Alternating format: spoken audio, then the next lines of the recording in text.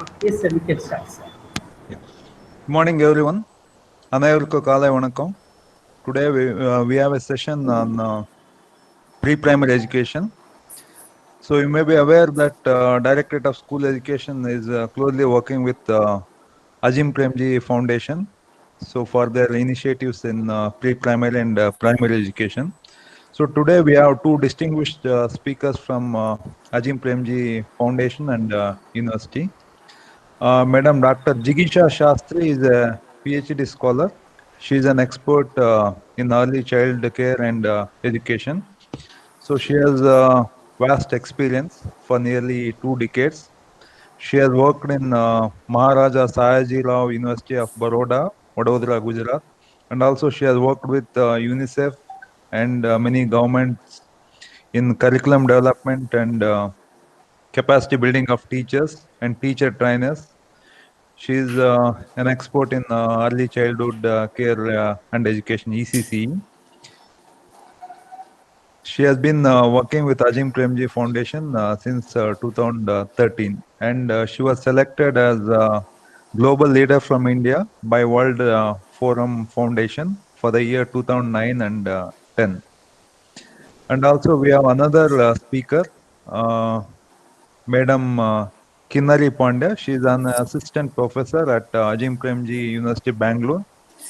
She is associated with child development and learning and early childhood education. And she was extensively involved in the project in Sangareddy district of Telangana in the by the name called Sangareddy Early Childhood Education Initiative. So this project she was involved in. She has also contributed she is contributing for the ongoing development of curriculum in Karnataka state by name Chili Pili. And she is a member of NCT, National Council for Teacher Education, since March 2020. So I welcome both the speakers on behalf of Directorate of School Education and all the teachers. Thank you, ma'am.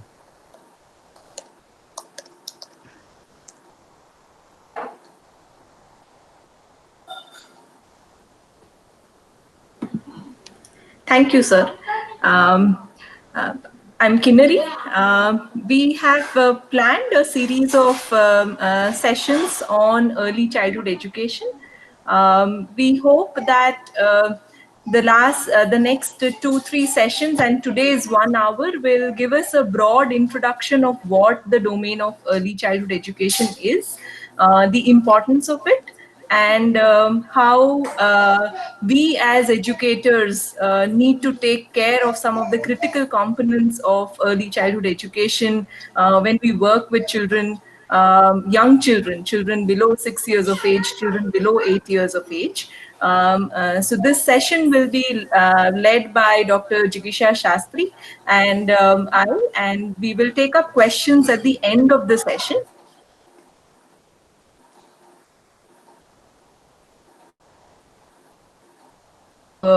During the presentation as well. Thank you. Over to Dr. Shastri. Good morning, everyone. I hope the screen is visible to everyone. Yes. Okay, thank you.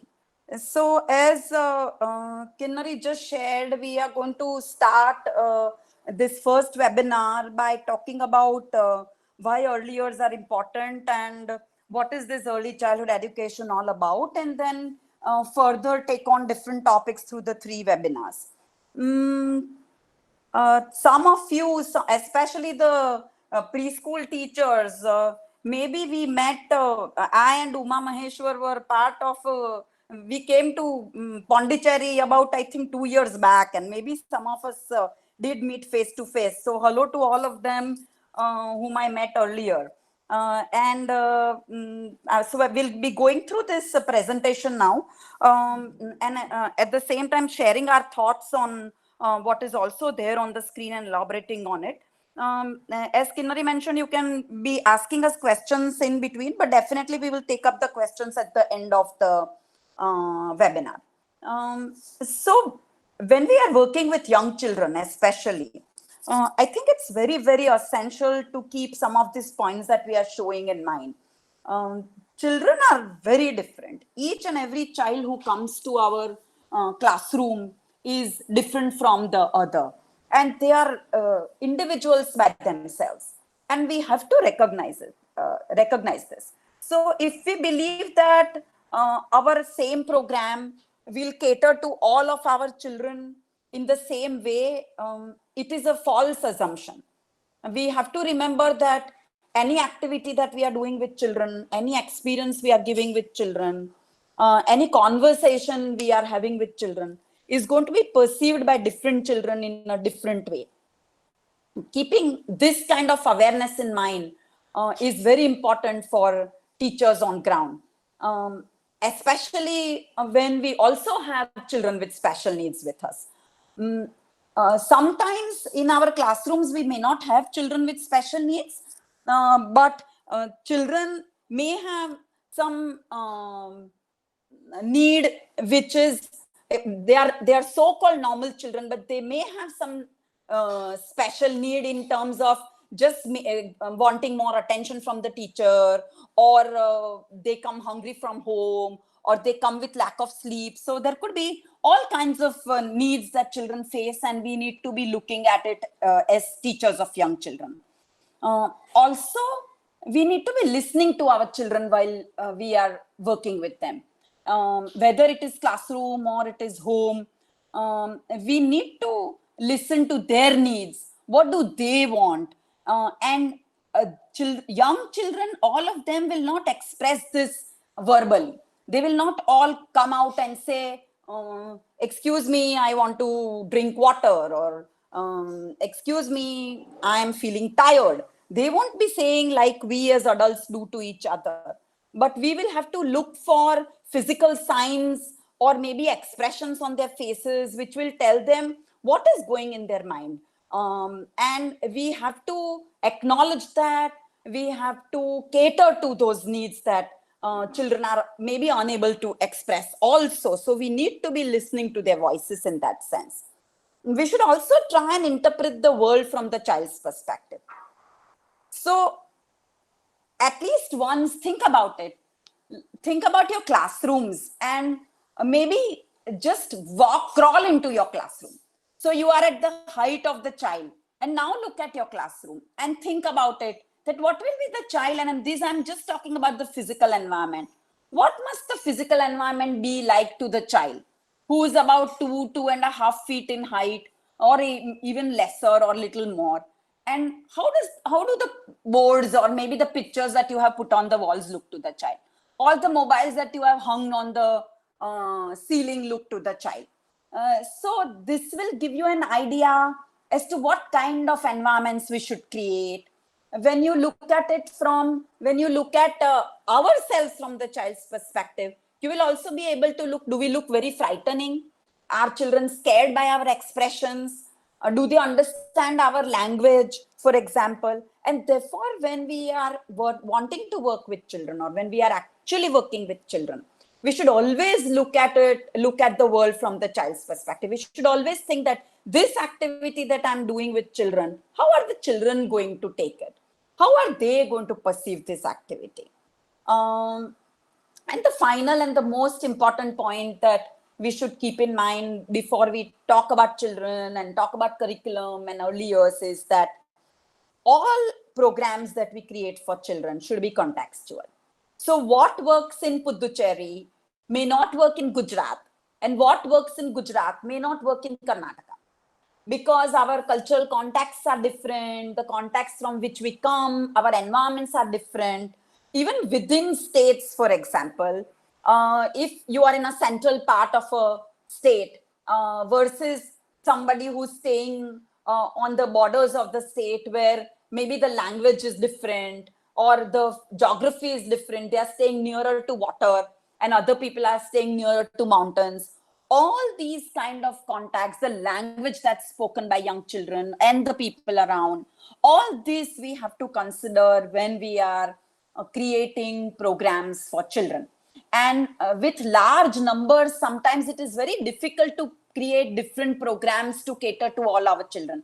But as teachers, we should be sensitive to it.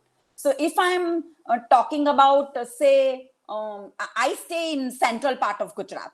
And we don't have water bodies except small lakes around or ponds around, right?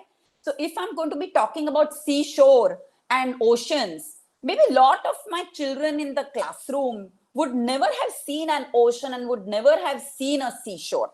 And therefore, when I'm talking about it, what kind of material will I use? Will I in the first place talk about it? And what will I talk about it? And how will I describe it? Is going to be so different from when I'm working with children who are staying at the seashore, right? And therefore, all programs that we create for children should be contextual. And as teachers, we should remember this context when we are talking about it. This period of early childhood actually encompasses this whole age group of people from birth to 8 years of age. In fact, if you look at early childhood literature, it also talks about pregnant and lactating women and what happens to children before they are actually born. But just now I'm concentrating on birth to 8 years. And therefore, when we are talking about importance of early years, we are talking about this broad age group of birth to 8 years of age. Though when it comes to early childhood education, or as sir mentioned, preschool education, we are normally talking about 3 to 6 years children. This we have to keep in mind while designing again curriculum, while thinking about what kind of interactions we will have, what kind of language we will use with our children. In India and all over also, but especially in India, early childhood education is also known as preschool education or nursery education or nursery program or kindergarten program.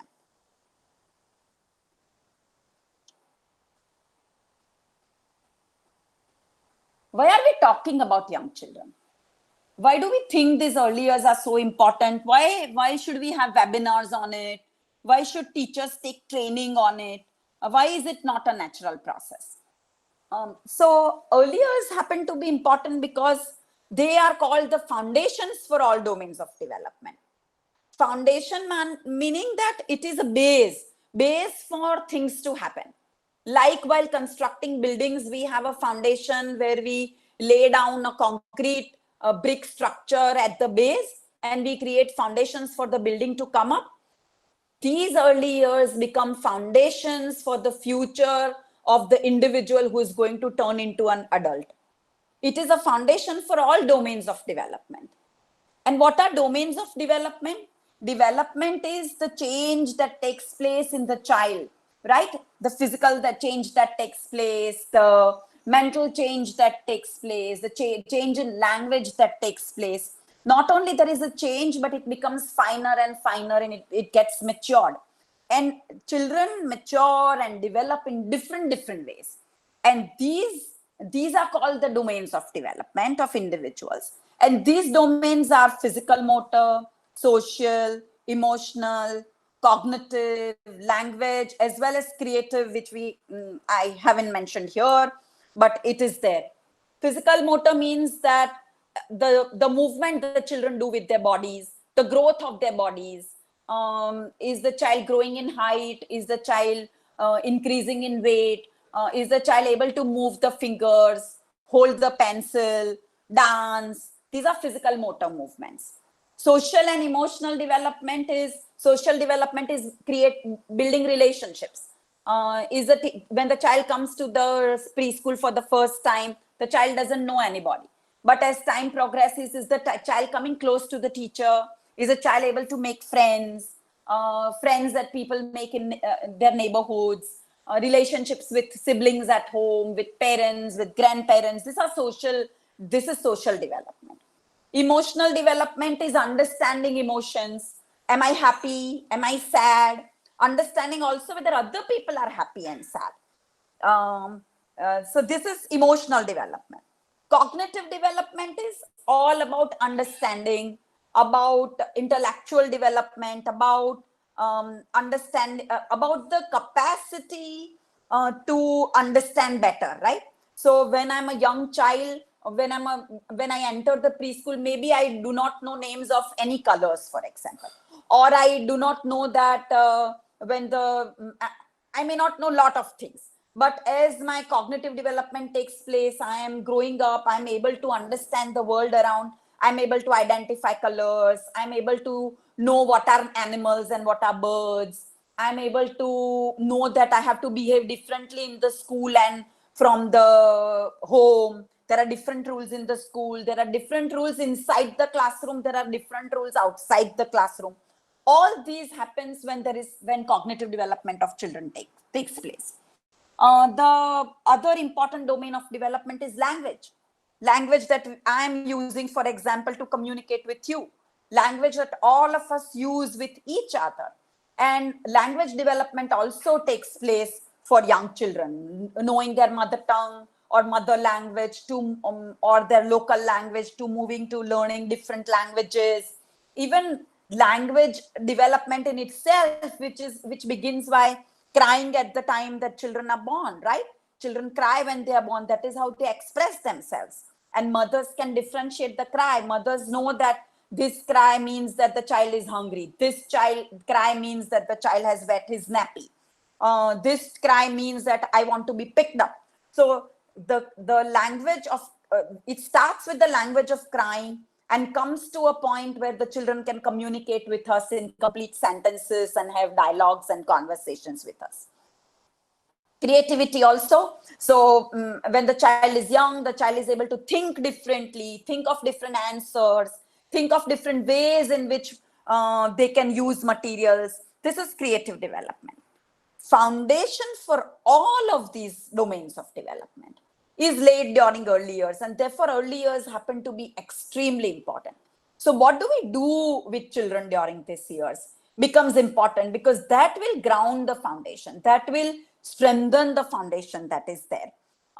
These experiences that children have in their early years will have an impact into adulthood. So researchers have shown us that the kind of experiences children have, or kind of experiences we have had in our own childhood, have made us the kind of personalities we have. Are we extroverts? Are we shy? Do we have a facility for language? Can we think in an abstract way? All this to a great extent is determined by the kind of experiences we had when we were young children. And therefore, if we want our young children to grow as adults with optimal levels of development, optimal meaning the maximum that's possible. If we want our children to grow up in the best way possible, as much as they are capable of, then we have to provide positive learning experiences in the early years. Over and above all this, that we want children to be good, mature, intelligent adults because we will have a better society, etc. One of the very reasons why early years are important is because every child has a right to growth, to optimal growth and development. This right is because we are born in a free society, and every child who is born in a free society has a right that they have positive experiences, they have experiences which make them healthy, where they are getting good nutritive food, where they are getting a lot of loving care, and experiences which will continue to be loving, caring, enhancing their development. This is by just being human beings in a free society, this is their right. For India, we also are bound by the legalities. We have signed a charter of child rights, and we have said that we will see that all rights of young children will be fulfilled. Basic rights of the young children of survival, growth, development, protection will be fulfilled. So we have to see to it that our children have a right for protection, that they are not abused, they are not physically beaten up, that nobody insults them verbally, that everyone, positively speaking, everyone gives them care, everyone protects them, everyone shows a lot of love is showered on children. They get opportunities for learning new things. So these are rights of children. And because children have rights, early years become very important. We have to see that these rights are fulfilled. One of the discoveries of last 2 decades has been this whole research on brain development that's there. And the final point on this particular slide, which is there, that maximum brain development results during these years. This is a remarkable result which has changed the way all of us think about our children and about early years. This is interesting because it says that about 60 to 80% of brain development takes place before 5 to 6 years of age, or before 5 to 8 years, or around 5 to 8 years of age. By then, about 60 to 80% of brain development has taken place. And this brain development that we are talking about is, we are talking about the physiological brain development, not just the ability to think, but that my brain inside my body has developed so much. Maybe some of you know that or have seen such pictures before. This is a slide of a brain of a human being. The sac-like transparent white things that you see are the nuclei which are present, and they are, so these are neural nerves. These are nerves that are there. And these sac-like things are connected, as you can see, by these nerves to each other, right? And these connections are called synaptic connections. These synaptic connections pass messages to our brain. They pass messages to each other. If we go near, if our hand goes near the fire, immediately we take the hand away. And this is because the cells of our fingers, which have reached near the fire, have passed the quick message to our brain saying, you're going to get burned, take the hand away. And, or you are in discomfort, take the hand away. And these messages are passed through these nerves that you can see. And these synaptic connections that are possible are more synaptic connections are created with experiences. So we are all born with certain neural connections. But the neural connections that we are born with do not stay with us forever. Every child is born with lots of capacities of neural connections. Physiologically, they are born with those. Our brain has lots of those neural connections present. But the kind of experiences that we will get will determine whether these neural connections will stay or these neural connections will go away.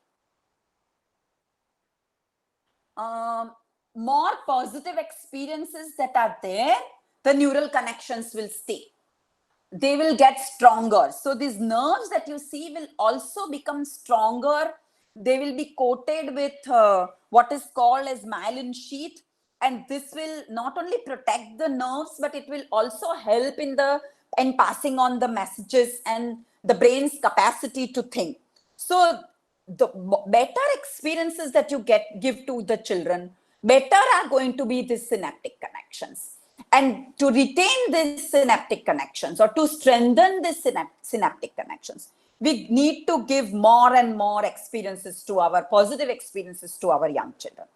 If we do not give experiences, if there is lack of stimulation, if we do not give positive experiences, or we do not interact with our children at all, or we give negative experiences, we ignore our children are hungry, we beat our children, then the connections which are there will go away. They will actually dissolve. And therefore, the capacity of the brain to think when the child grows older, even if you give more experiences, the child will not be able to go beyond certain limits because now the capacity of the brain is not there. And therefore, early experiences become so very important for the brain development. The last point says that early experiences allow the brain to achieve the upper limits of the reaction range that children's genes allow. You all know that we are born with genetic compositions, right? The kind of genes we have, these genes determine how much we are capable of doing in our life. How much are we capable of developing? And if our brains have developed to their full capacity, developed to their optimal capacity, then of course it will aid our development, because all the rest of the development is connected to our brain. Our brain gives messages for all kinds of development to take place. And therefore, for our brain to develop to its optimal capacity, we need to be giving good experiences, positive experiences, experiences that stimulate children for positive growth and development in the early years. This slide gives us an idea of what happens to the brains of young children when they do not get positive experiences or when they get experiences which are negative. On the left side of the screen is a picture of the healthy brain. And you see that it has everywhere, it has these colors of red and green and yellow. And see the picture of the brain on the right side, which is the picture of an abused brain. Abused meaning that children are neglected, children are deprived in the sense that they are not given food, they are not given care, nobody picks them up, nobody sings lullabies to them, nobody pets them, nobody talks to them.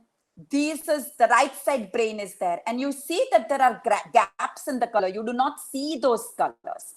And that shows that lot of synaptic connections which are even present at birth have gone away very quickly. And this is the picture of brain of infants. So, and infants are children below 2 years of age. So you think how quickly these early experiences impact our brain development. Okay, so the picture on the left is the positive picture. Picture on the right shows an picture of an abused brain. And therefore, we want to give experiences. We want to provide positive experiences so that our children's brains are like the left side picture. So what should we be doing to enhance brain development, to see that our brain, the brains of our children, young children, develop optimally? It is said that these are the 4 things that are very important, especially in context of our country. First is interaction and stimulation by adults and other people. Second is adequate nutrition. Third is good health. And fourth is clean drinking water. This seems so logical when you think about it. It is so commonsensical. If we are asked what to do to keep our children healthy, we will say they need to be given good food. Their health has to be good.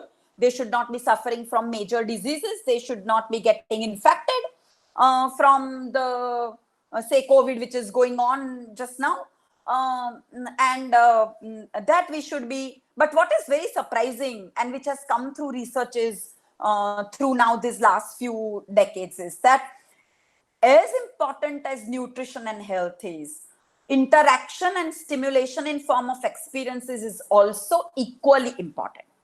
In fact, when children have been compared, say if you take 2 children who are growing in similar homes where both get adequate nutrition. So child A stays in family X and child B stays in family Y, and both are getting adequate nutrition. Both are healthy children, but child A is more healthy than child B.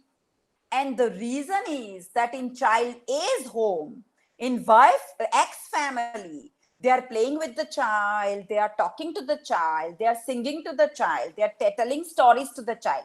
The child goes to a school where the teachers interacts with the child, gives toys to the children to play with. There are other children to play with. Whereas child B, who comes from the Y environment, has parents who are neglecting the children, who are not talking to the child. They go to schools where teachers ignore them, where they are sitting at one point, where teachers do not give them play material to play with. They are just teaching them from the board or just teaching them orally. So child A is going to grow and develop more in a positive way than as compared to child B. And therefore, research has indicated that besides health and nutrition, it is equally important to give psychosocial stimulation or preschool education to young children. All these three together, medical journals have given, so there is this Lancet journal. If you people are seeing this COVID news these days, Lancet has been talked about even in national news so much.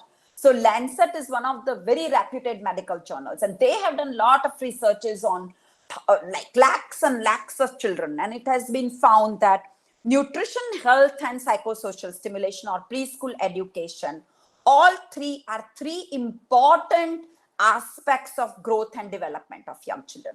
And all three have to be present for the nutrition to get digested, for the food to get digested and become nutritive and impact children's bodies. It is important that they play. It is important that they interact with other people.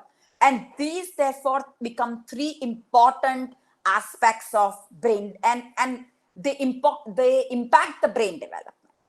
The fourth thing in a country like ours is clean drinking water.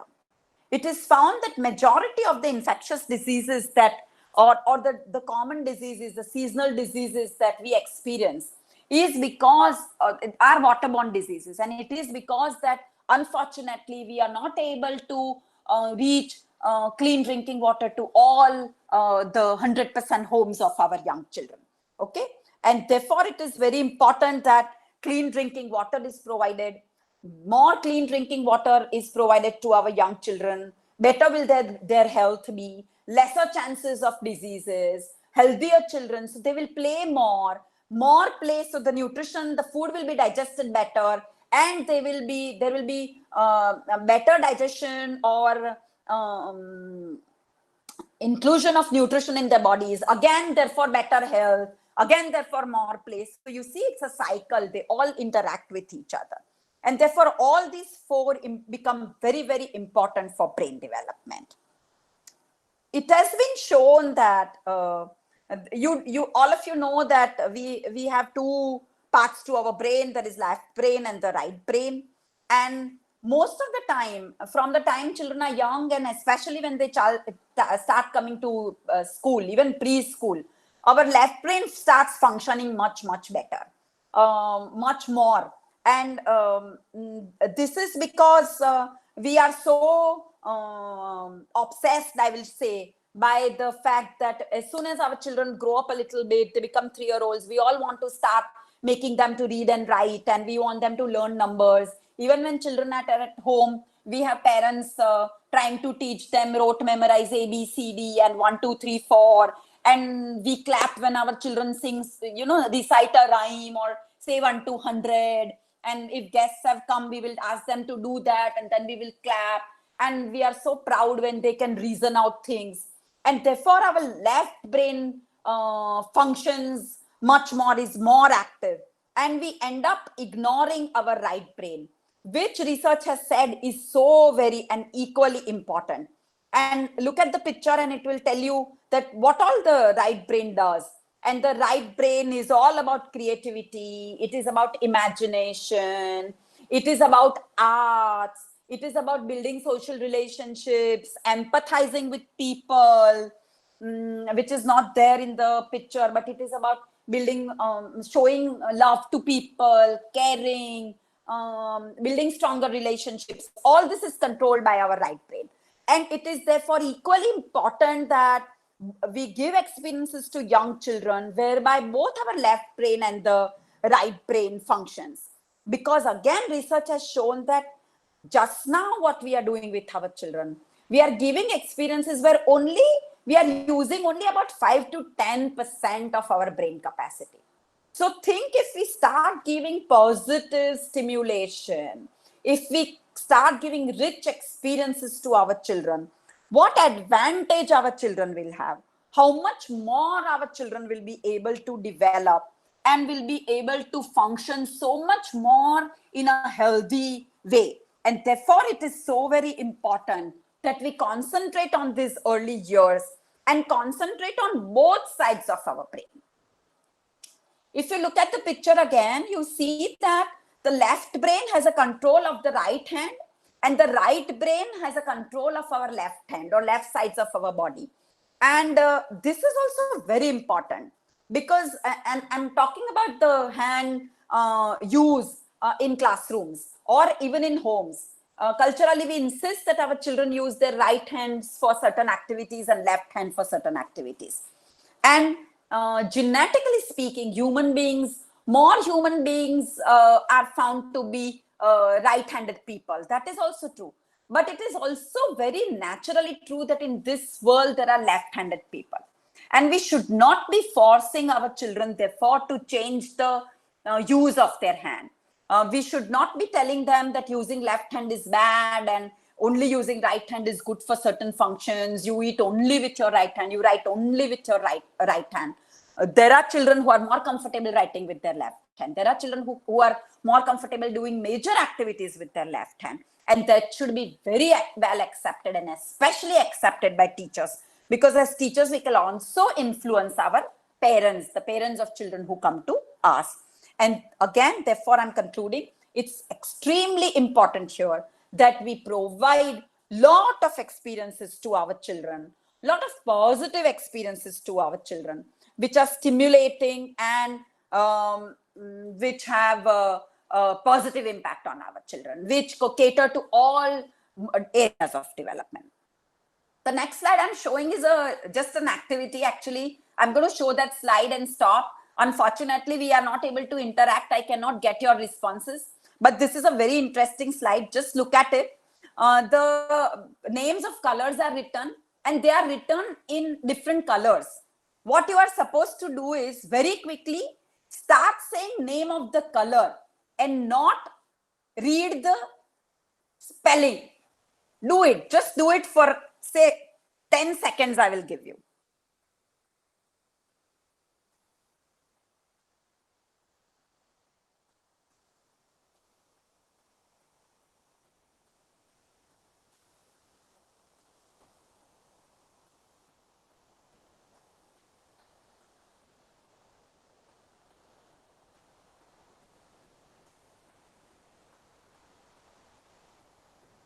I don't know how many were able to do it.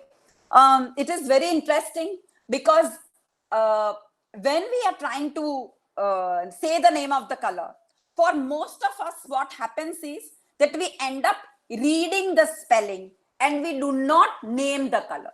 So say, actually what I am supposed to do is say green, red, blue, yellow, blue, black, red, blue, green. But what my mind is doing, or sometimes even loudly what I'm doing, because this I have to do very quickly, then I start reading yellow, blue, orange, black, red, green, purple, yellow, red. And this is because at this stage, my brain is having a dilemma, whether I should be functioning from one side or the other side. Should I be saying the name of the color or read the spelling?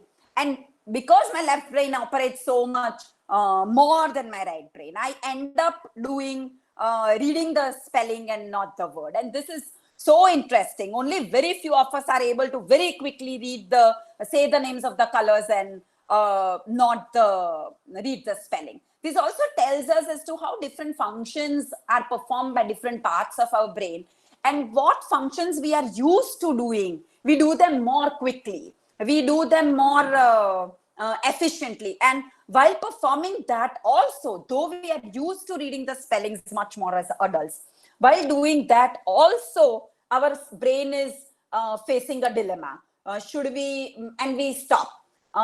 This also has another very interesting implication, and that is that when we are giving multiple instructions to young children, they are sometimes very confused. So as teachers, when we say, Jigisha, go take the block and start playing and building a tower of it, and Kinnari, go and pick up the book and start reading it. And when we are doing that, giving multiple instructions to each child, or sometimes even to the class, we are saying that all of you keep your toys away and then wash your hands and come back and sit properly in your places. So in the first instance, I was giving instructions to 2 children, and that to multiple. In the second example, I was giving instruction to the whole class, but again, multiple instruction. Therefore, a lot of the children, it is very difficult to process these multiple instructions. And that is because quickly the brain has to keep on adjusting and jumping from one instruction to the other. And so there is a dilemma. There is a dilemma of should I do this, that, and the brain gets confused. So please remember this little exercise that we have done. Do it again when you are with other groups. Do it with your family. It's very interesting. So you will know how difficult it is for children to process multiple instructions, especially when the instructions may be a little contrasting. Remember, look at the world from the child's perspective.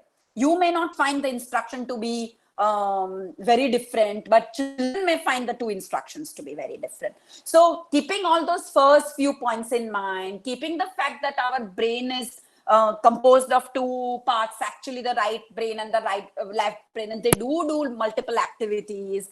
Keeping all this in mind, try to develop organized programs which cater to all aspects of children's development. And even supposedly minuscule things like giving instructions. Please take the child's perspective. Please think about the kind of brain development that takes place.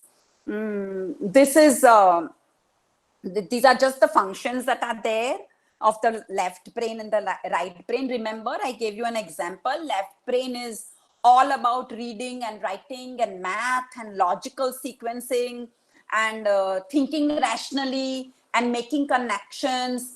If I switch on press a switch, the fan will start working.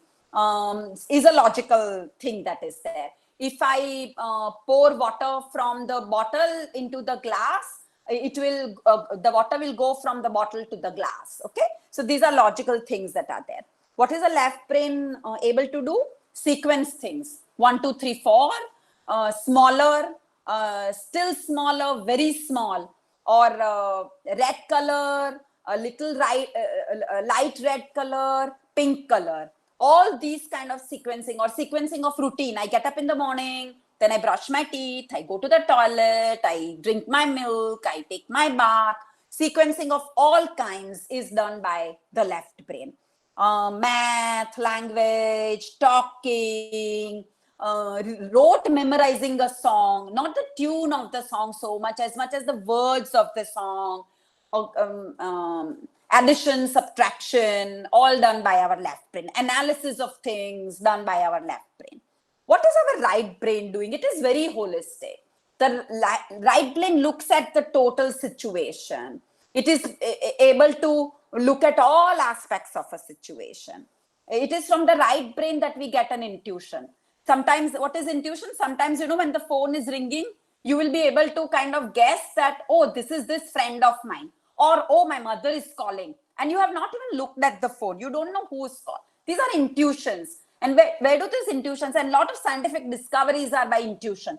And this intuition is part of our right brain. Creativity, arts, rhythm, tal that is there in music, expressions, gestures, feelings, tune of songs, daydreaming, imagination are all functions of our right brain. So you see that if you want the child to develop in an optimal, holistic way, in all aspects of development, then you want both the left brain and the right brain to function. You have to do that. And again, therefore, because ultimately all functions will be supported by the brain, are possible by the brain. And therefore, for the brain to function optimally, we will need to be providing holistic experiences, not just reading, writing, math experiences, but also experiences that promote social development, emotional development, building relationships, creating tunes, creating stories. All this has to be part of our curriculum for young children. Brain development is also dependent on cultural differences and the kind of experiences we give. So India, basically in India, all over India, we are very verbal people. We talk to our children. When even the baby is born, we start playing with the baby by talking to the baby. We will sing to the baby. We will narrate things to the baby. We will coo to the baby, ooh, baby, ooh, boo, boo, and we'll play with the baby while talking, right? And generally, when we go to, say, for example, when there are some instructions are given, even there is a circular passed on in your department. After reading the circular, all of us will check with our colleagues. Have we understood the circular properly? And when the other colleague says something, we will say, this is my understanding also. We are very verbal. And therefore, the kind of inputs we give are very verbal in nature to our children. Lot of stimulation is very verbal. Whereas in countries like, say, in countries of Africa, for example, they are very physical. And their lot of play with children is very physical, action oriented. Their babies are expected to sit and stand at an earlier age than our babies. And therefore, they are able to do some of the physical activities very well. And these are just gross differences I'm telling you.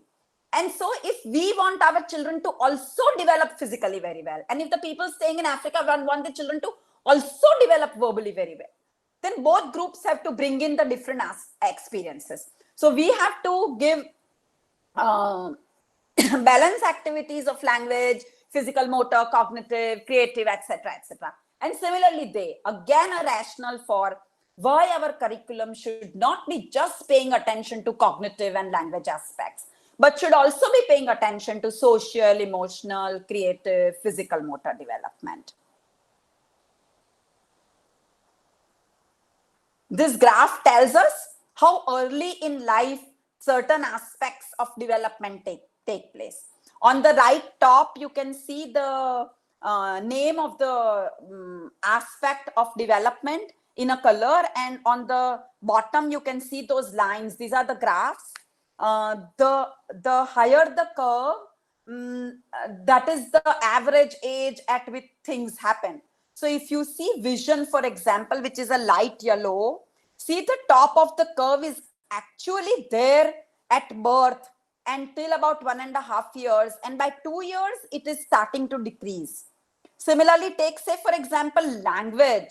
And language, very interestingly, the graph shows it begins before birth. Most of it begins before birth, as you can see, except numbers and a little bit pure social skills, which comes after the children are born. But see, most of it, the foundation begins before birth. And see how the graph of orange line moves. The orange line starts of language before birth and still continues to till about 6.5 years of age. And then it's slowly declining.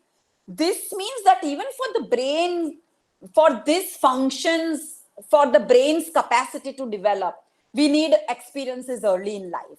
So for symbol, for example, learning of numbers, learning of alphabets, the children need experiences early on. The dark red color is the graph for symbols. And please remember, this doesn't mean that we start teaching 1, 2, 3, 4 from the time the children are born. We start teaching developmentally appropriate and age appropriate activities to children before they start learning numbers, because numbers and alphabets will be learned at a little later stage.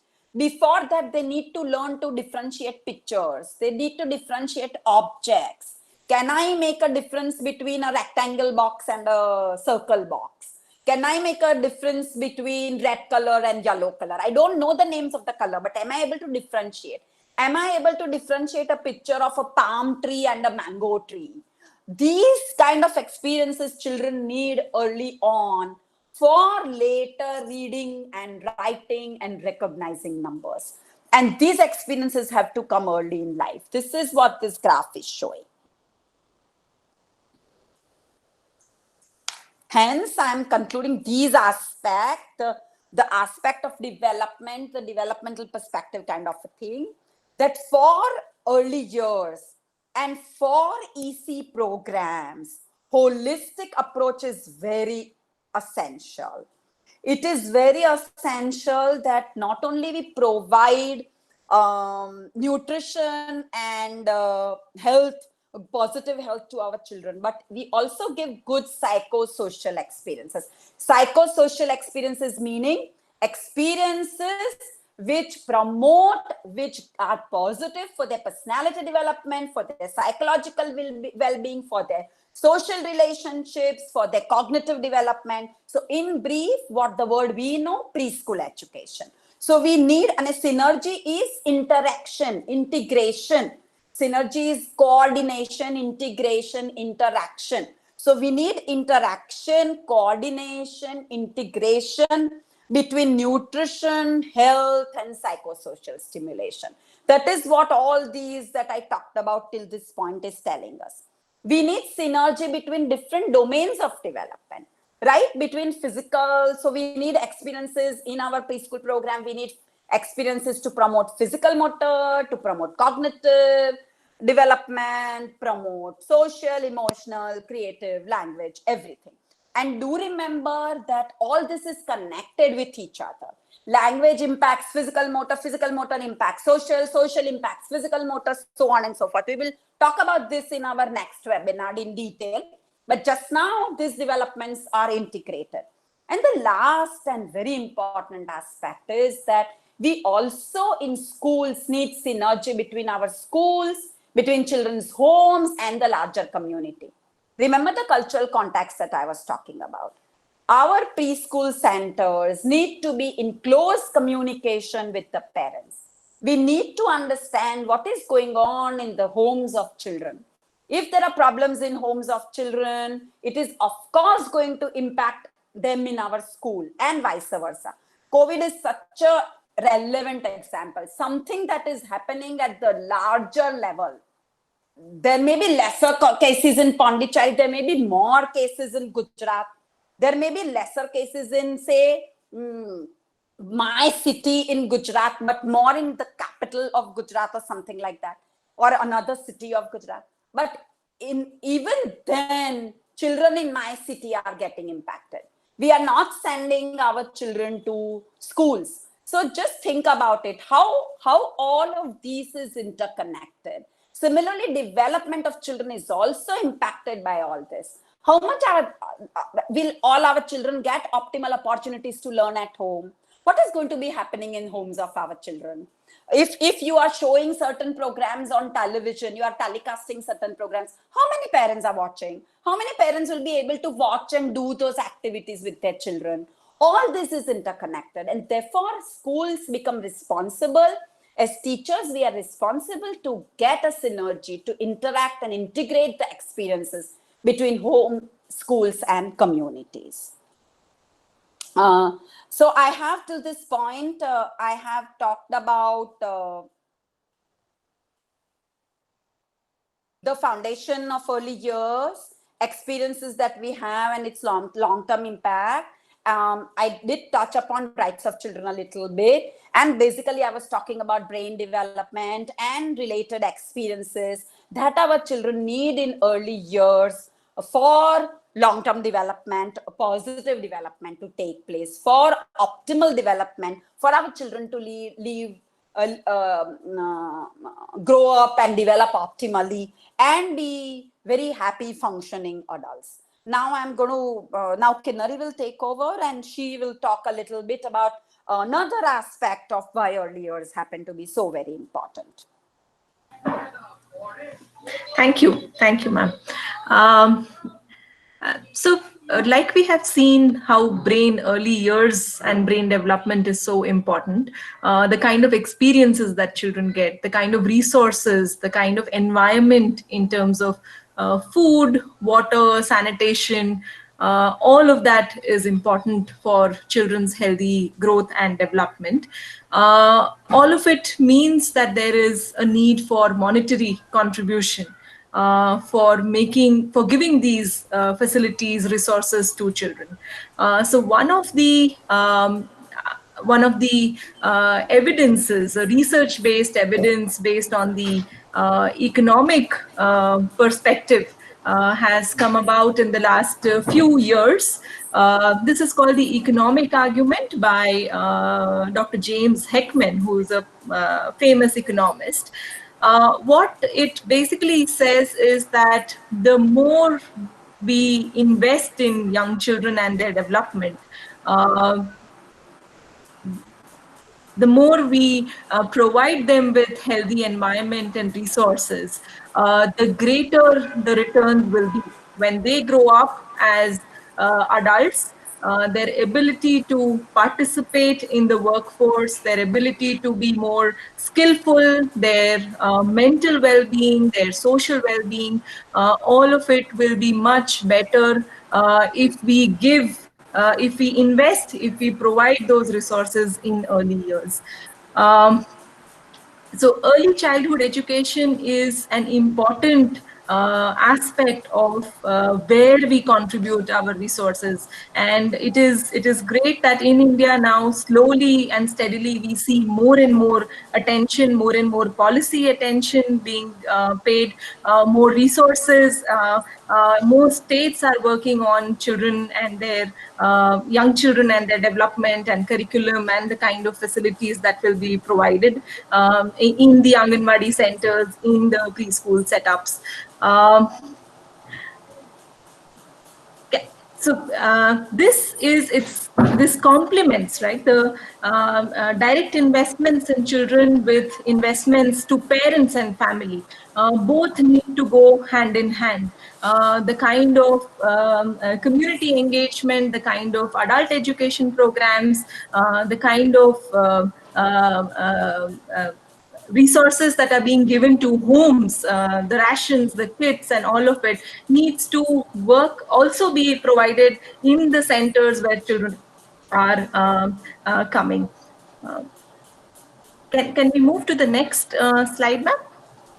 Yeah. So this graph basically suggests that how if the investment in the first few years, that is up to 5 years of age or up to 3 years of age, if the economic investment is higher, the impact that it is likely to have is going to be the highest in terms of the brain development, the social development, the overall development of individuals. As we go later, in the later years, from 4 years, 5 years, primary education, schooling, high school, the impact of all of this is going to be lesser on individuals. If I were to say that if a child starts, or if we start investing only in, say, higher education by providing good labs and good resources, but if the child has not had good schooling experience, good science experiences, opportunities, then the child's ability to go into workforce is going to be lesser. The child is likely to drop out earlier. The child is likely to not become an active workforce, is not going to get the skills and the degree that is necessary for the child's life and earning. As against if we were focusing on the birth to early years, up to 3 years of age, providing the nutrition, providing the care that is necessary to children, it will the child is going to be a happy child, the child is going to be a healthy child, will go to the primary school, will go then to the school, will be more skilled, will have interest in schooling, in completing the education, and then go to the workforce as a more prepared, more able individual. So the investment that we make in early years is very critical for the long-term impact of it, that we would like our young children to get. This whole set of argument is based on longitudinal studies that were done on children from 3 years of age till 40 years of age in the United Nations, in children who have received preschool programs, in children who have received early intervention, with children who had parents participating in the preschool program. And that impact was then measured, then calculated, and the economists have arrived at this understanding that it is important to, if we were giving resources in the early years, the effect of it for the state, for the benefit of it for the state and for the society, is going to be much higher. This also, as we see in this graph, the brain development, the red line that we see going up, right? The early years has the maximum brain development that occurs, cumulative growth that occurs in the early years is the highest in the first few years.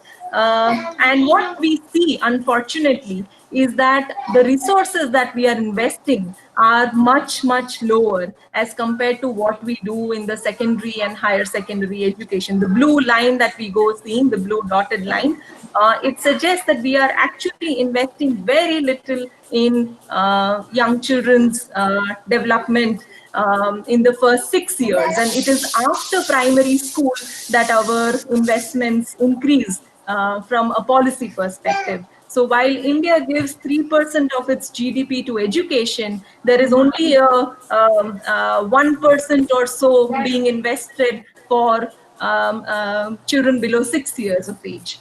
So we as at the state level, at the policy level, would need to focus on this aspect, that if we were giving better provisions, better opportunities, better resources, more trained teachers to young children and their development, the impact it will have, the ability, the preparedness that our children will have and will become more productive, more potential individuals in the later years is likely to be much higher. Ma'am, next slide, please.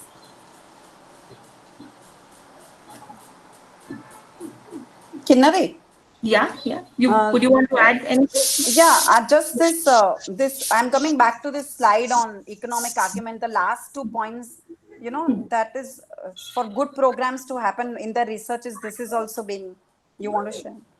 Yeah. So when we say the kind of programs and the kind of early years programs and the kind of investment, it needs to be on the quality of the program.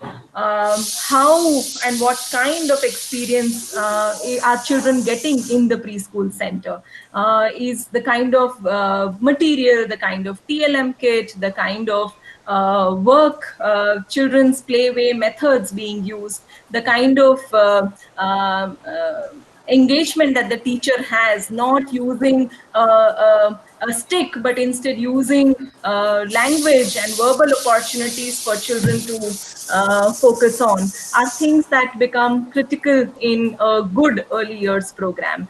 And social skills, the kind of opportunities that we provide to children, how they are able to communicate, how they are able to work with themselves, not be scolded, not being punished, but instead being able to ask, being able to talk, being able to share, understanding that they have a good understanding of their self is also something which a good early years program would need to offer, along with the inputs that they offer to the parents and families. And all of this, therefore, needs to get into a early childhood high quality program, and which is on active hands-on learning experiences. The curriculum cannot therefore focus on just reading, writing, as Dr. Shastri was saying earlier, but instead it should be something which is where children can play, where children can touch, where children can feel, where they can go for play trips, field trips. So not just the conceptual learning, but instead also this basic acquisition of skills is needed, where how children are able to manage themselves, how they are able to conduct themselves, how they are able to do beading and open their buttons and toilet train. So basic acquisition of skills, basic ways in which they interact with their adults, peers, all of that becomes important for a good early childhood program. Meaningful and relevant experiences. What we see in the brain development is that the more related, the more contextual experience it is. Children who are in Pondicherry, who are going to the seashore, are seeing fishes around, are seeing sea animals around, are seeing water animals around. Their experience, their understanding of the water world, of how wildlife, how aquatic life functions, how seasons change, impact of seasons is going to be very different from children in Gujarat or children in Rajasthan who face a very different environment and resources around them. So how can experiences of children of a specific context be meaningful and be relevant to their daily lives, to their learning and growing up, is something very critical for a good early childhood program. And this needs to be taken care of in the curriculum that we develop for children. That will just being able to add and subtract, is it meaningful? It just doing number writing, number calculation, is it meaningful? Or should children actually be able to go to a shop and buy something, or know the value of money, or be able to count that 5 rupees plus 5 rupees is 10 rupees and it is a higher value? So the relevance and the meaningfulness of experience in the curriculum become very critical. One-to-one interactions. Children need to be spoken to directly. Children need to be given instructions based on their level of the activity. Most good educators will try and pay individualized attention to children even in a large class. So that becomes very important of how an adult, an educator, any adult, be it a parent in the environment, talks to the child, gives one-on-one emphasis to the child's development. Interactive teaching and cooperative learning. How is it that we make children participants in what they would like to learn? How can we go with some of the children's interest? Today, if a child says that I saw a nice caterpillar outside my house today, can that become a learning opportunity for children? Can there be more participation amongst teachers? Can they plan and collaborate together? Can children learn from each other? Can they be given small group activities and cooperate and learn with themselves, among themselves?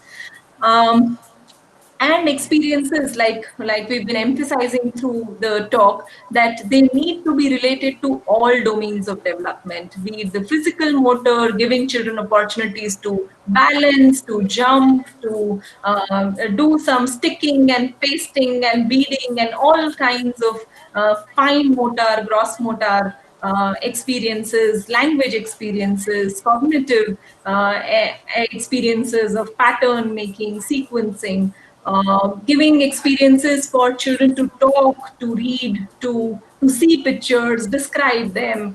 So language experiences, social experiences, creative experiences, all of those become very critical for a holistic development program. And content also would need to be integrated. If it is cognitive, if I am working on language, or if I am working on plants, and how plants as can become a project, or food can become a project, language, vocabulary related to food can become a project. What they do, sorting of grains, sorting of different colors, of talking about those colors and shapes and sizes of fruits, all of that can be an integrated content subject matter for children.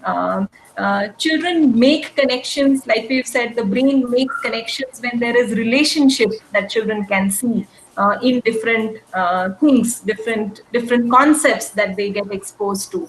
And we in early years program need to emphasize, need to work on all of this consciously. So having a separate language textbook, or separate content for language, separate content for math, separate content for just physical development and exercises cannot work for young children. They cannot be compartmentalized. There needs to be very active engagement of these concepts in all the domains of development and all the subject matter that we want to focus on. And those are some of the key characteristics of what a high quality early childhood program is about. We stop here. We can take questions. Dr. Shastri, would you like to add anything to what we've just said? No, thank you, Kinnari. I think we can take the questions now and then let's see how it moves, right? Thank you, madam, for the wonderful and comprehensive presentation. I think before going into questions, we can have an interaction. I think this industry, I think you would largely agree with me. This is an nascent stage of development. Not until 1975 that we had students below 6 come to come outside their home, and as you know, the preschool, pre-primary education has been integrated to right to education only in 2018, and it was added to the list of Samagara Shiksha, continuous education from LKG to 12th standard. So, Madam, you have explained it in a very good way, that the early stages of child is more important. I have read in a book that there is a syndrome called Albert Einstein syndrome, that Albert Einstein started to speak only at the age of 5. Before that, their parents thought that he was, they were able to question his disability of speaking. How to address this issue, ma'am? We'll definitely talk about it more maybe later when we are talking about development. But simply speaking, as all of you know, that there is something called age and development characteristics. So we expect that all 3-year-olds, say for example, should be jumping from a height of 1 feet. All 5-year-olds should be jumping from a height of should be able to jump from a height of 5 feet, right? All young children, when they come to the school at about 3 years of age, should be able to at least speak 2 word sentences.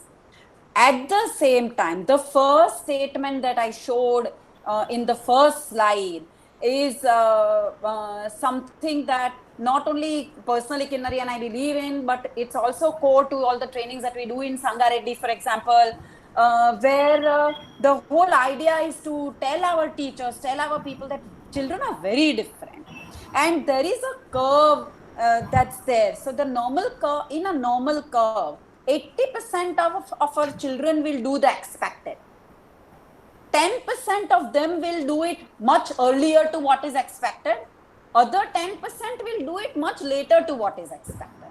So say, for example, if we expect that our children are going to be talking in 2 to 3 word sentences or speaking simple sentences when they enter school, in our classrooms, we will definitely find 2 children who will be narrating wonderful stories at the time of entry.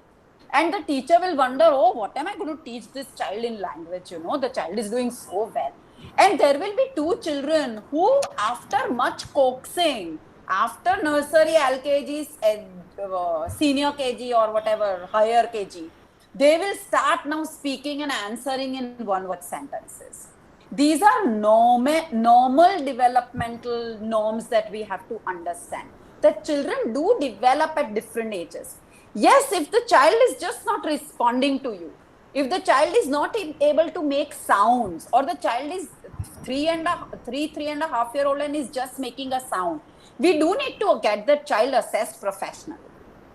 So if the child is not understanding, the child is not saying also, and you feel the child is not making sounds, or he is talking in baby speech, then it is good to go to a speech therapist, get the child assessed, check out, go to a pediatrician who is doing developmental assessment, send the parent there and get an assessment done to say, is everything normal?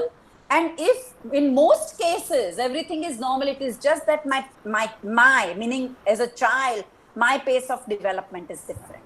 Okay, I'm doing it. And the better experiences my teacher gives, the more she accepts me, the more my parents accept me. They are going to show me love. They are going to show me caring and support, not shame me. I'm going to do better and I will be able to learn better. Kinnari or anybody else who wants to comment on this? No. The individuality of the child needs to be the core. And if, like you said, we need to be cautious of what other things the child is able to do, not able to do, and then determine the course of action, whether it needs a referral, whether it needs going and getting a special check, or should we just give more opportunities to children and they may be able to then catch up with what they have lacked and become proficient speakers, or in that particular domain area become equal, or at least show the clear developmental characteristics of that age group. So individuality of each child is the key here. Yes, thank you, ma'am. As Kinari ma'am was explaining, we should not give them instructions, but create appropriate experience and opportunities. That was the notion that that we get on this presentation. At many times, students are getting averse to a particular subject. For example, the concept, understanding of concept takes place at the earlier stage. For example, their aversion towards mathematics is found out to be that they are not able to understand mathematics at the earlier life. How to build the concepts at the preschool levels, and how to create an authentic material to the students so that they can relate and connect a chord with the subjects that they are going to study. Actually, preschool is going to be the bridge for the primary, and whatever that is being taught over there has to be authentic to their age and perception. Could you give us illustration on how to develop concepts and how to understand concepts, because concepts are more important in learning curve?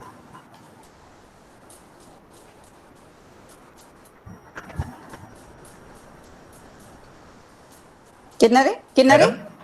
Okay. So, sir, this is a very important question.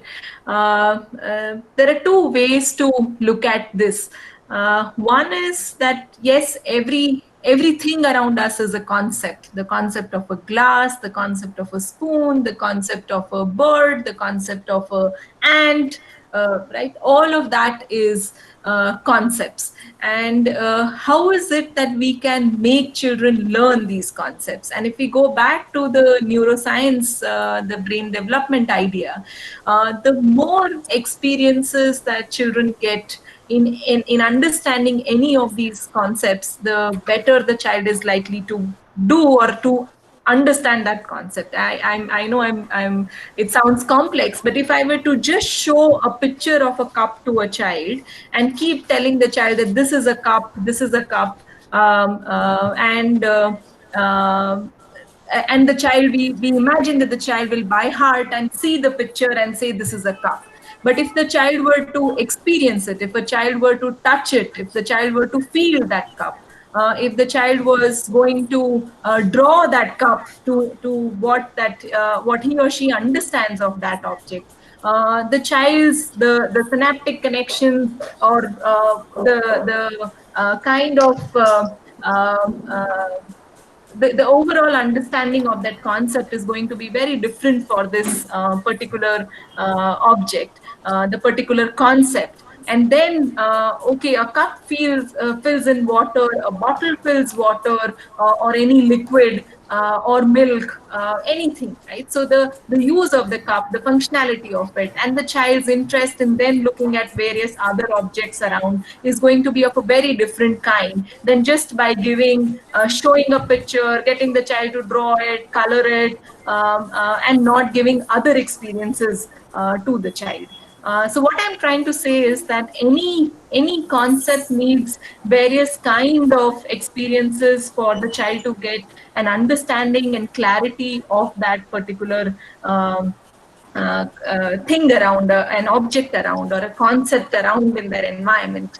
And somehow in our education and schooling system, we do not provide these holistic experiences. We provide limited experiences. We focus on language, we focus on reading, we focus on writing, we focus on how many, can children count the number of cups, right? So we focus on some skills in the way schooling system is organized, and but we need to change this, especially for early years, where any concept is taught, is experienced in very many manners through all senses, and other ways of engagement, so that the child develops interest and the child develops a more holistic understanding of that. And then the other higher order skills, higher order things about that concept can be taught to children. So that's how we would look at early childhood and the experience that is very critical, and how it should also be different from what children do in primary or later years. It should be experiential learning opportunity that is important for young children. Ma'am, would you Thank like you, to madam. add anything to this?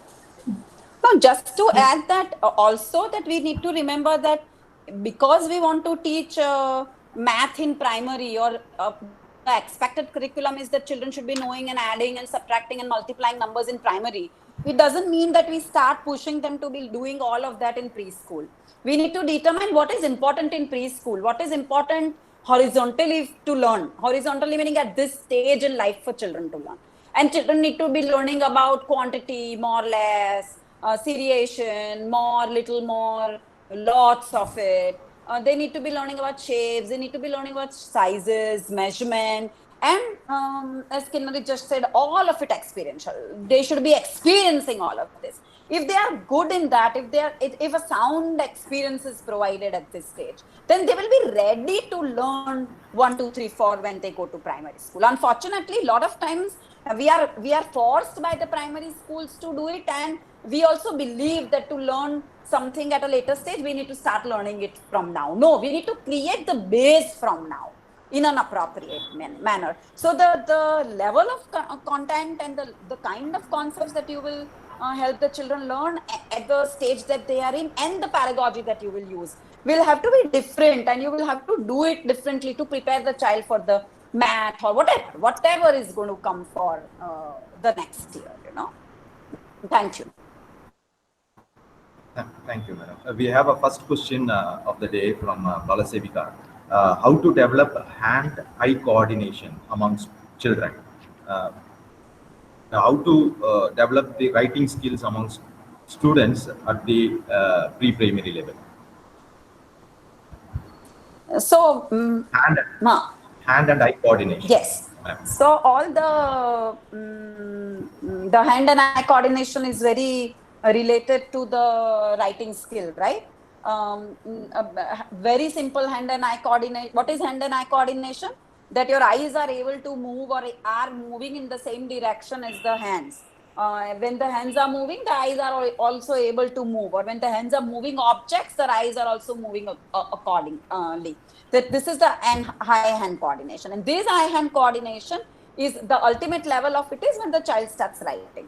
So all activities where the children's fingers and the flexibility of fingers and moving those fingers and the eye movement are involved are all going to promote eye hand coordination. Separately speaking, if you can be doing activities with children where they are moving their eyes up and down and right and left and concentrating on looking at the burning candle and then looking at the top that the fan is moving and then again looking out, all these are simple eye kind of activities.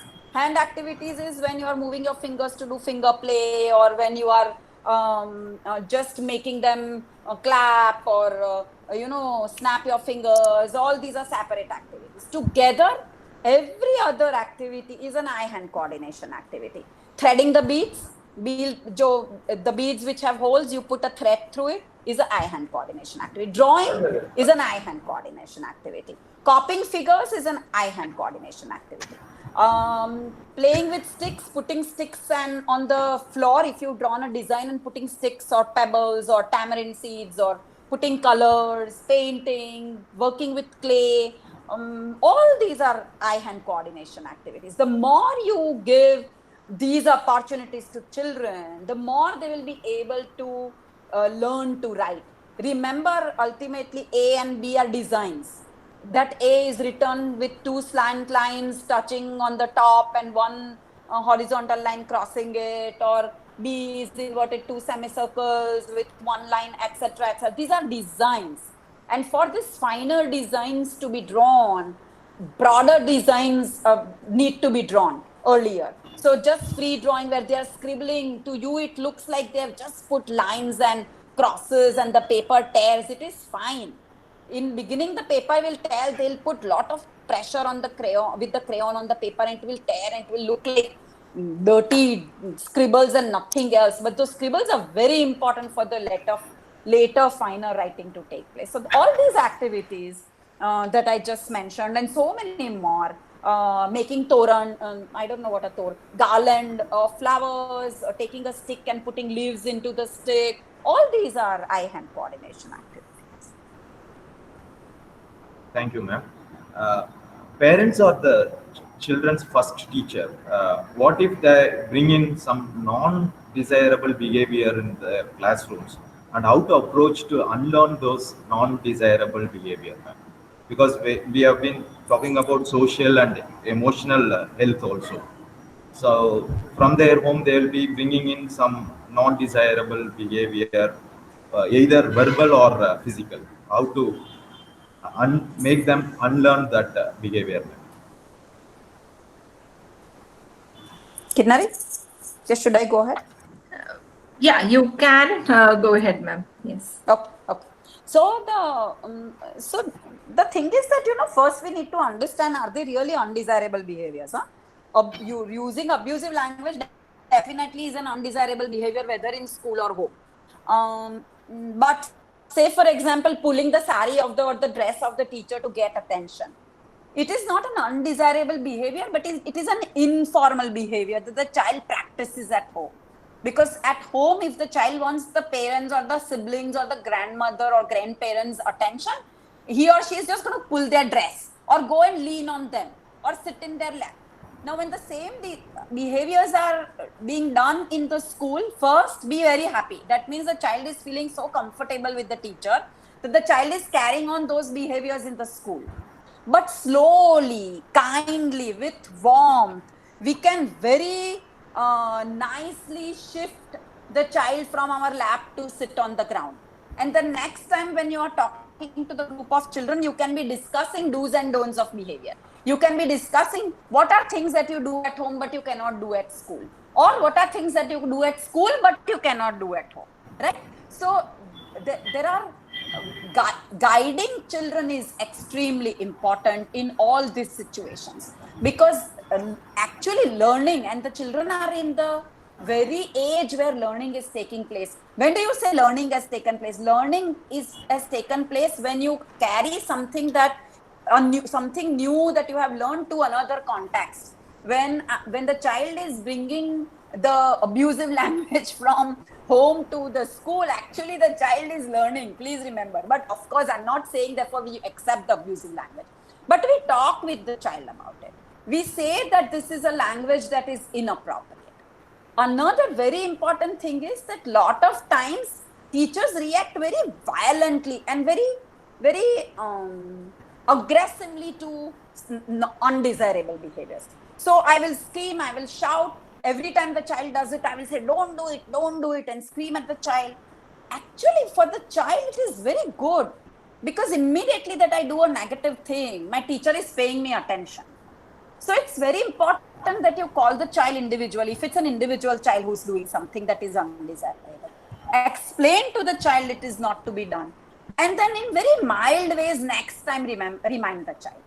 If you scream and if you keep on scolding the child, actually the attention you are giving to the child he's going to be so happy, or she's going to be so happy, she'll continue to do it to draw your attention. So please pay attention to all your children, irrespective of whether they are doing good behavior or bad behavior or undesirable behavior. And in undesirable behavior, try and address them individually. If groups of children are doing it, talk to the children. Children are ready to listen to you. They are intelligent human beings. They will listen to you. It will just take a little time. Keep on reminding them very nicely. Make a chart. tick the chart when they have done something good. Don't keep charts for things not good. Keep charts for things that are good, and automatically you will see the desirable behaviors coming. Thank you, ma'am. There is another question. How can we accelerate vocabulary accumulation among children in early childhood education? Sorry, what is that? How can? Vocabulary, vocabulary How can we accumulation. increase? How to How can accelerate? we increase Yes. vocabulary? Think- Okay. So vocabulary. right. So I'm assuming that most of us have thematic curriculum, and even if we don't have thematic curriculum, we do discuss topics with our children. So all activities which are promoting language need to be part of the preschool program, right? Where children are given opportunities to speak, where they are questioned and they have to answer, where they question the teacher or their peers, where they learn to name objects, pictures, read pictures, listen to stories, sing songs. All these activities that supposedly a good preschool program should be having promote vocabulary, but to very systematically promote vocabulary. What we can do as teachers and curriculum developers, this is very important, is that we decide on themes or topics which we feel are interesting to children, as well as they are valuable to children. The children need to know about them. Starting from your own self, because child is most interested in his and her own self, to things in the environment, plants, animals, birds, kitchen, household, family, vehicles, school, all topics of interest, sky, moon, topics of interest to children. We can systematically choose these themes over a period of time and talk about those themes and give experiences related to themes. When you do this, automatically, because the child is getting exposed through pictures, you are narrating stories on that theme, you are singing songs on that theme, you are talking about it in conversations, you are giving play related to it, children are drawing something or coloring related pictures.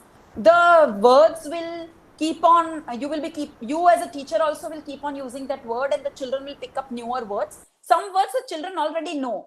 Sometimes, do remember, children know the word in their home language, and the home language may be the same language. So all children in my class may be speaking Gujarati, but the Gujarati word for milk can be different from in each home, because the parent has come up with that word. So the vocabulary is there. Now you have to teach them the common vocabulary. So you start using milk, milk, milk, doodh, doodh, doodh, and the children will pick it up.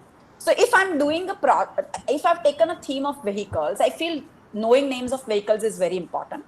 I've put pictures of vehicles on my wall.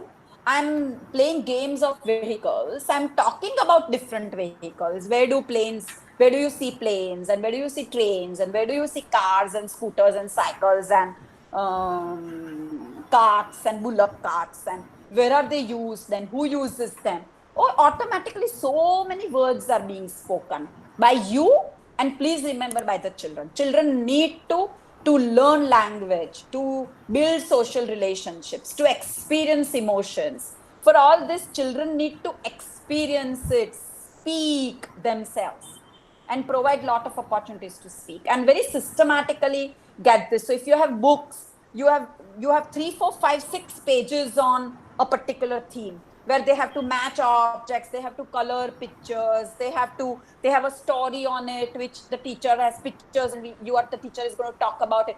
These kind of books, if you have, and the same pictures and the same experiences are being done in the school, vocabulary development will take place.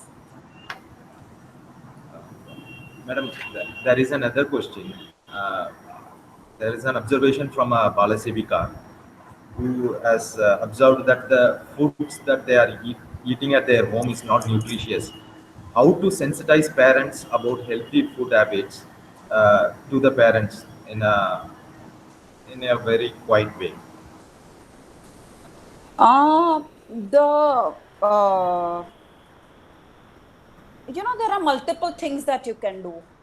If there are opportunities where you can hold parent meetings, it is wonderful. Parent meetings are great sources of providing information to parents. If you are providing good, healthy, nutritious food at the school, again another wonderful opportunity, because children are getting exposed to right kind of food, and they are going to talk about this food when they go home. In my experience, unfortunately, sometimes I tell parents that you are obsessed, but the first thing that the parent will do when the parent picks up the child from the school is, what did you eat today? Is the first question that the parents ask. And if they come to know what kind of food is served at school, and if it is tasty food as well as healthy food, children will demand that kind of a food to happen, take place. Another thing is that you can have a project on good nutritious food with children.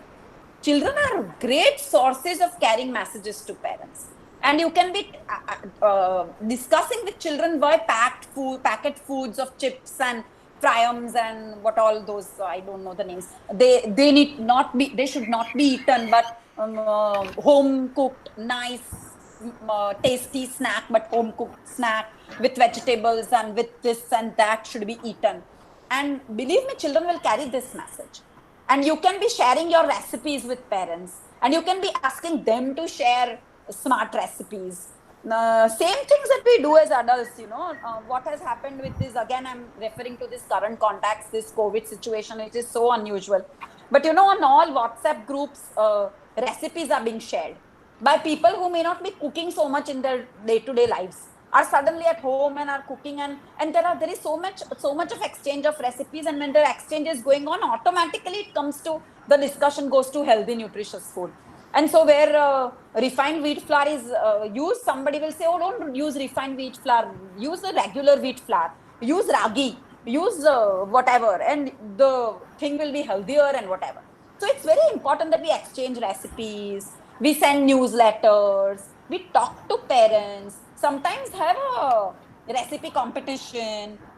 When you invite parents for meetings, share a favorite dish that you cook in school with the parents. Give them that food to eat. Very simple things that we do in day-to-day lives. Do it with parents and they will understand. It is also important. Sometimes they will give you this example, and I have found personally, when I tell parents, don't give these ready packets of food to children, they'll say, our children cry, because they don't want to come to school. When we give this packet, they come happily to school. And I always tell them that you try and identify situations where you allow your children to cry.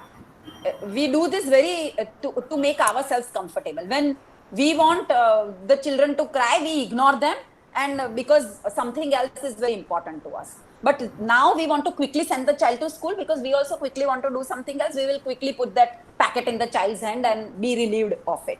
So help children, parents understand priorities also. I've told a couple of things, in fact, that you can do with children. We can have a huge session on this parent involvement. Madam, there is another question. Okay. The question is, children remembers what they see. Yes. And, what kind of environment or aspects that can be incorporated in the classroom to inspire children aesthetic senses? Great. Children do remember. Children remember most by what they do. Then comes what they see, and then comes what they hear. Again, a topic that we can discuss for the whole session, but environments are very important. The environments in which children grow, in which children develop, influence them to such a great extent. And it is very important that we create environments which are stimulating, which where they feel happy, where they feel secure. So keeping right kind of material in the environment, putting pictures in the environment and on the classroom boards, having toys and play material in the environment, having some mobiles in the environment, but which are hung where children can see those mobiles. These are simple things that you can do. You do know that, and it is also in our NCF docs, the National Curriculum Framework for Early Childhood Education document, you can download it, or maybe all of you have seen it, and that you can create good learning corners in the school classroom. So in one corner, you have put, say, toys related to family play. where you have dolls and you have baby utensils and maybe some dupatta and purse and a mirror, and in another corner you have blocks, and you have big blocks and you have fixed blocks and you have just empty cardboard boxes or match boxes. So this is a block corner, and depending on this we can talk about this. This will take a whole session.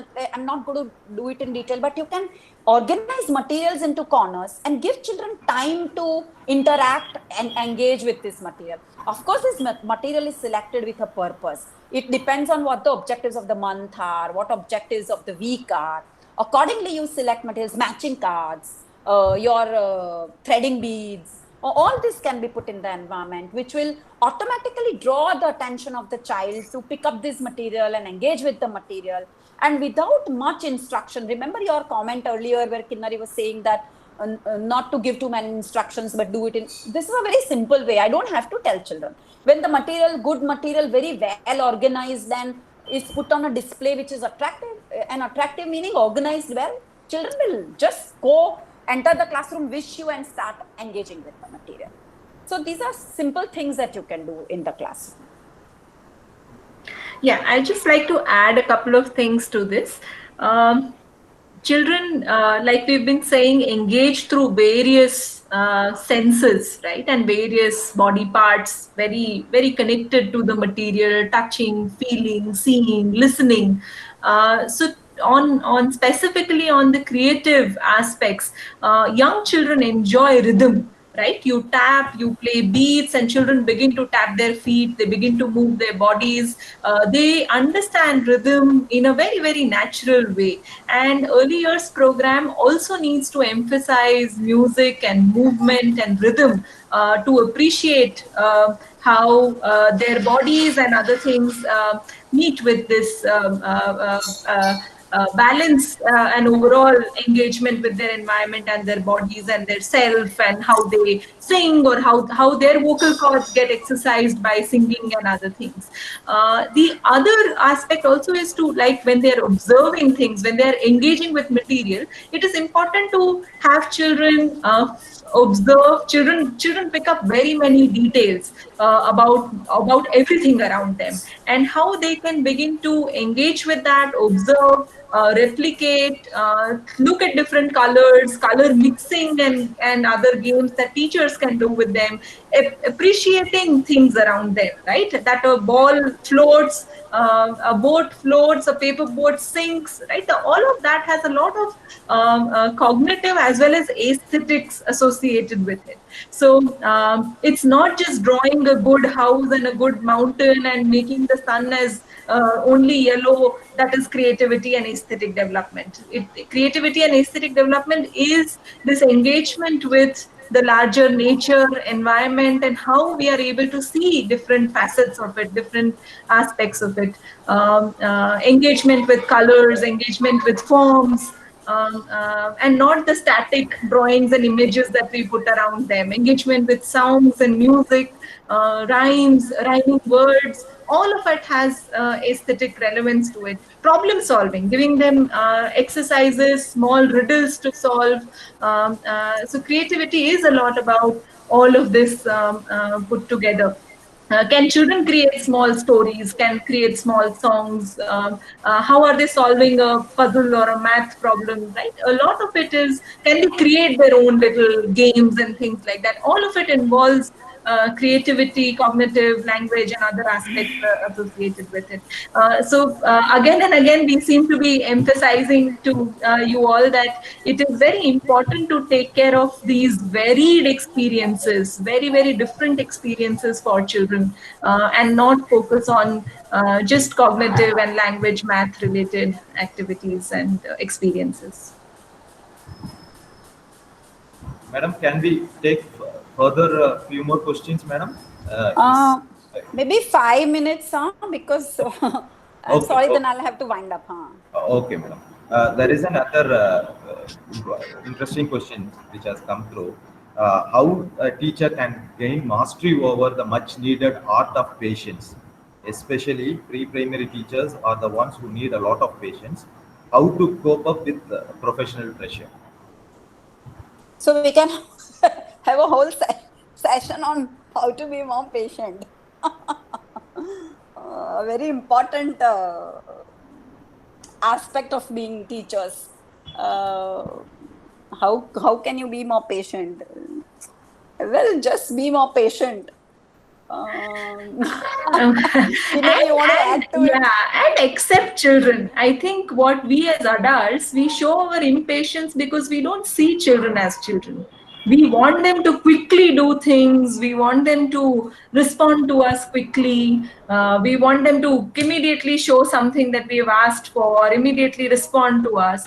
Children are children. We need to first give them that recognition, that identity, that they are different, they will take time, they will respond to things slowly, they have moods, they want to do things at their own pace. Not all children will respond in the same way. So if we just start believing as adults that we should just let children be and give them opportunities around that, and how can we get children to do some things that we want them to do slowly and steadily. I think a lot of our impatience and our anger and acceptance of children, all of that will fall in place. I think we adults want children to become adults very soon. We don't give them that space to play and to do their things at their own pace, look at their interest, develop their interest. So it's us who need to look at ourselves first, and give ourselves more confidence that children are fine. Our child is fine if the child is not singing a rhyme, or if a child is not enacting a rhyme, or if the child his handwriting is not good. All of that is fine. Thus, the child is enjoying that activity is more important. I think if we take care of some of these things, we will become patient towards children. Yeah. Thank you, madam. I think we'll end up the Q&A with this question. What kind of opportunities that could enable to improve the imagination of children at their early age?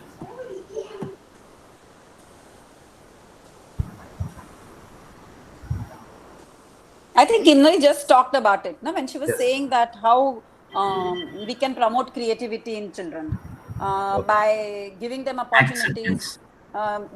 Exactly, by acceptance, by helping them think of alternatives, by not expecting only one answer. So if you are showing a picture, and if it is a car driving through like trees and all that, you are expecting the child to only talk about the car and the trees, but the child may talk about things that are not there in the picture.